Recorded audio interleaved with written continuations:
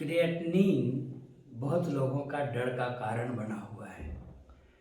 Creatinine high होने का मतलब है कि किडनी कमज़ोर है।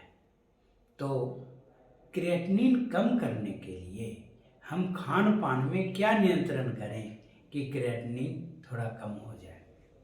देखिए, क्रिएटिनिन हाई होने का मतलब कि किडनी काम कम कर रहा है। एक्यूट किडनी फेलियर हो और किसी कारण से किडनी अचानक फेल हो गई हो तो ऐसे सिचुएशन में खान पान की ज़रूरत उतनी ज़्यादा नहीं होती है, वरन इस बात की ज़रूरत होती है कि उन कारणों को दूर कर सकें जिससे कि किडनी खराब हुई हो। अगर ऐसा कर पाएँ तो क्रिएटिनिन कम हो जाएगा, मरीज़ ठीक हो जाएगा। ऐसे आमतौर पे मरीज़ हमारे पास आते रहते हैं जिनको AKI के कारण क्रिएटिनिन बढ़ा और जो दवाइयों से ठीक हो गए। लेकिन अगर किडनी परमानेंट कमज़ोर हो, गुर्दे का साइज छोटा हो, जिसे क्रोनिक किडनी डिजीज बोलते हैं, और उसमें क्रिएटिनिन बढ़ा हुआ हो, तो ये बात मायने रखती है कि खान पान में क्या परहेज करें। देखिए, मुख्य खाना का जो प्रकार है वह है कार्बोहाइड्रेट, फैट और प्रोटीन। कार्बोहाइड्रेट और फैट की जो बनावट है वो कार्बन, हाइड्रोजन और ऑक्सीजन से बनी है, जो विघटित होके मेटाबोलाइज होके कार्बन डाइऑक्साइड और वाटर में परिवर्तित हो जाती है, और ये तो सांस की नली से भी बाहर आ सकती है। लेकिन प्रोटीन के बनावट में एक चीज़ और है।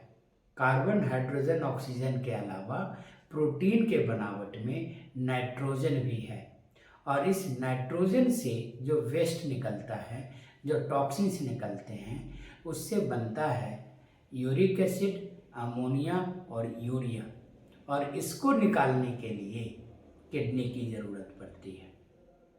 तो इस हाइपोथेसिस के हिसाब से अगर हम प्रोटीन को कम खाएंगे तो नाइट्रोजन वेस्ट कम बनेगा और क्रिएटिनिन कम हो जाएगा। ये बहुत सिंपल लॉजिक है। तो क्रिएटिनिन अगर घटाना हो तो प्रोटीन के चीज़ों को कम खाना चाहिए, और इस पे काफ़ी रिसर्च भी हो चुका है। बहुत बार ऐसा मानते थे कि हाई क्वालिटी प्रोटीन चाहिए, लेकिन अब ऐसी भी रिसर्च है कि मे बी कि वेजिटेबल प्रोटीन जो है वह एनिमल प्रोटीन की तुलना में किडनी के मरीजों के लिए ज़्यादा लाभदायक है। तो ओवरऑल प्रोटीन को कम करने की सलाह दी जाती है। लेकिन ध्यान रहे, सिर्फ प्रोटीन अगर हम घटा रहे हैं अपने डाइट में तो इस बात का ख्याल रखें कि शरीर गल ना जाए, शरीर कमज़ोर ना हो जाए।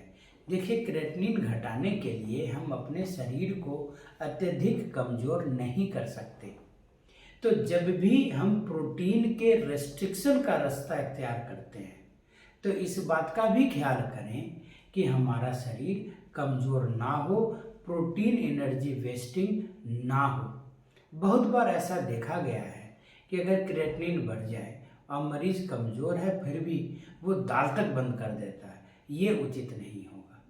तो जब भी प्रोटीन रेस्ट्रिक्शन की एडवाइस देते हैं, साथ में कुछ एसेंशियल अमीनो एसिड्स या कीटो एनालॉग्स उसका सप्लीमेंट देना ज़रूरी हो जाता है, जिससे शरीर में अमीनो एसिड की कमी ना आए, कैलोरीज की कमी नहीं होने देना है, विटामिन्स की कमी नहीं होने देना है, मिनरल्स की कमी नहीं होने देना है। तो प्रोटीन रेस्ट्रिक्शन किडनी के मरीजों में सुपरवाइज्ड होना चाहिए, ये अनियंत्रित नहीं होना चाहिए। तो अगर हम प्रोटीन कम खाएंगे तो क्रिएटिनिन कम हो जाएगा, लेकिन माल न्यूट्रिशन से बचने के लिए हमें नेफ्रोलॉजिस्ट के सुपरविज़न की ज़रूरत पड़ेगी। हाँ, इसकी भी एक लिमिट है।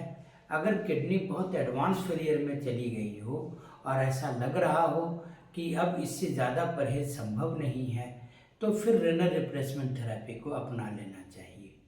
तो इन शॉर्ट कहें तो प्रोटीन कम खाने से क्रिएटिनिन कम हो जाता है, लेकिन शरीर कमज़ोर ना हो इसका ध्यान रखना जरूरी होता है। नमस्कार।